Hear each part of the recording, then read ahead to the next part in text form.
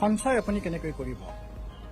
আকাশৰ যেনেদৰে সীমা নাই, ঠিক তেনেদৰে আমাৰ অভাৱসমূহৰো সীমা নাই।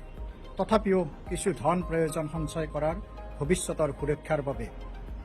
সেয়া হয়তো হ'ব পাৰে যেতিয়া আপুনি বজাৰলৈকে যাব, অপৰিকল্পিতভাৱে যোৱাৰ পৰিৱৰ্তে প্ৰয়োজনীয় সামগ্ৰীসমূহৰ যদি এখন তালিকা প্ৰস্তুত কৰি বজাৰলৈ যায়, তেতিয়া হয়তো আপুনি কিছু ধন ৰাহি কৰিব পাৰিব। একেদৰে নতুন সামগ্ৰী ক্ৰয় কৰাৰ সময়ত সদায় পৰিকল্পনা কৰিব লাগে পুৰণি সামগ্ৰী বিক্ৰী কৰাৰ বাবে।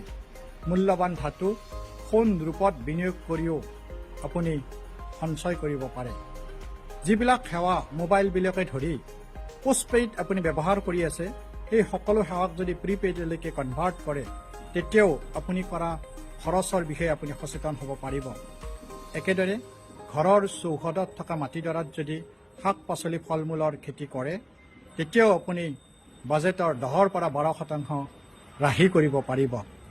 আৰু মনত ৰখা দৰকাৰ, সঞ্চয় কোনো আলাউদ্দিনৰ চাকি নহয়। সঞ্চয় হৈছে আপুনি পোৱা ধনখিনিৰ যিখিনি প্ৰয়োজন সেইখিনি খৰচ কৰি ভৱিষ্যতৰ বাবে কিছু ধন জমা কৰি ৰখাটোকে সঞ্চয় বুলি কোৱা হয়।